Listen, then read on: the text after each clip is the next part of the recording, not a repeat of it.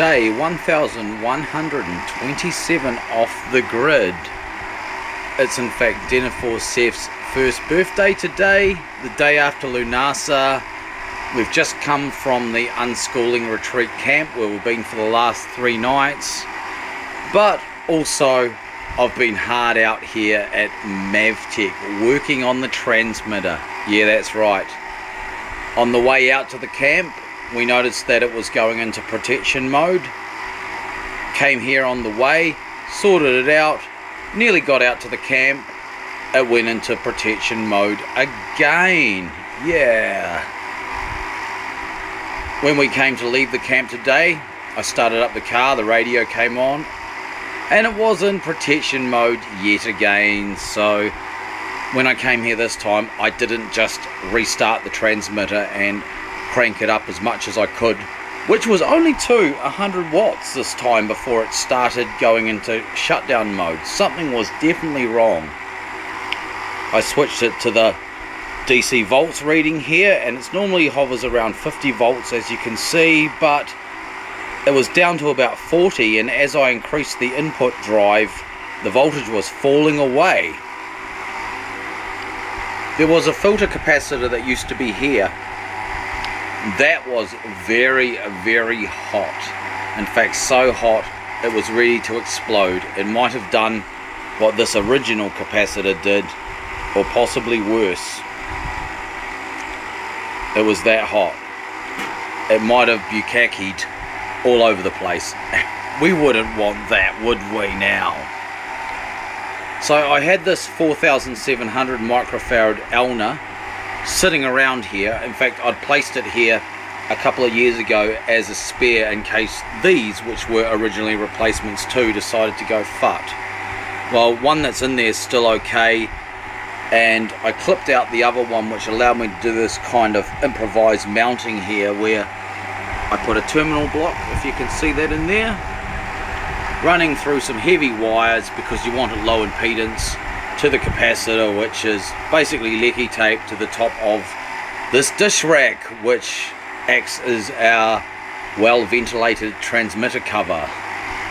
Yeah, put this here a couple of years ago as well in an attempt to deal with the heating issues, and it did. This has been running now probably for about half an hour, and it seems to be running fine. The capacitor is not really warm as far as I can tell. The transformers aren't as warm as they were before, and the temperature now is sitting at about 27 degrees, where a couple of days ago, and it has been hot, it has been really hot. I mean, we're at high summer at the moment and it has been hot, but it was pushing over 30, but it never did that last summer. Mind you, last summer was pretty shit house, but I think it was because that capacitor was drawing heaps of extra current from the unregulated side of the power supply, so these transformers were getting extra hotter, the rectifiers were getting extra hotter. Luckily there's a separate rectifier for each transformer, and they're really robust units, so the extra strain on them didn't bring it down. That's a really, really good thing. What else can I say about this? Well, yeah, I showed you how I installed it. Why don't we take a look at what I used to install it?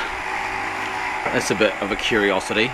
Oh, and the other thing was, while we're here, this is the new fan for the studio, and I thought initially we just had a heating issue, so I was actually going to sacrifice the cooling of the DJs, which is basically me and Brad, to benefit the transmitter with a nice new fan, but that seemed like a bit of a sad idea. Well, fortunately I don't have to, because it's not really a thermal issue as such.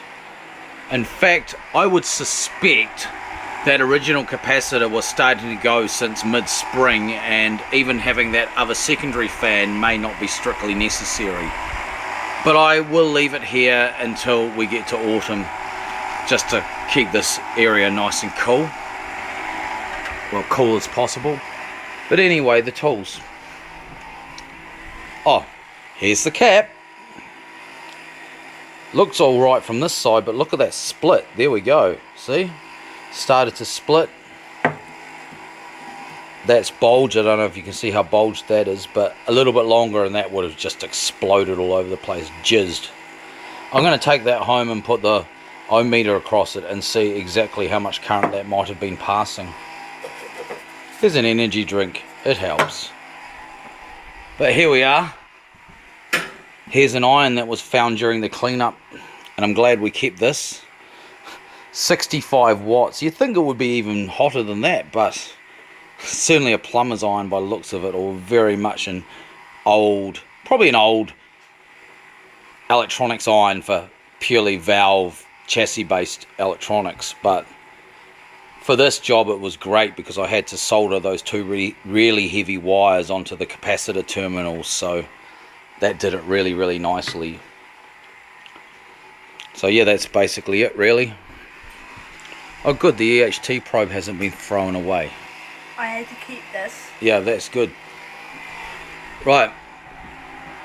But anyway, the fan, the transmitter, and I think I've already made a video about moving this down. I mean, that used to be up there, and the exciter was on the very top where it got extra hot. Well, moving it down of course helped, you know. Had to do things to attack the heat each summer, so well, we're done now.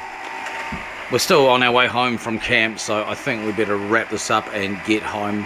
I'm pretty confident this is going to behave itself now for a while. So yeah, all good. Reused the cable ties I had to cut off to get the lid off. Found that one luckily, so I was able to do that side. Yeah, nothing more to say. That's day 1127 off the grid as far as electronics go. Time to go home and then maybe go to Levin and get Denethor set for wee anniversary of Born Day present.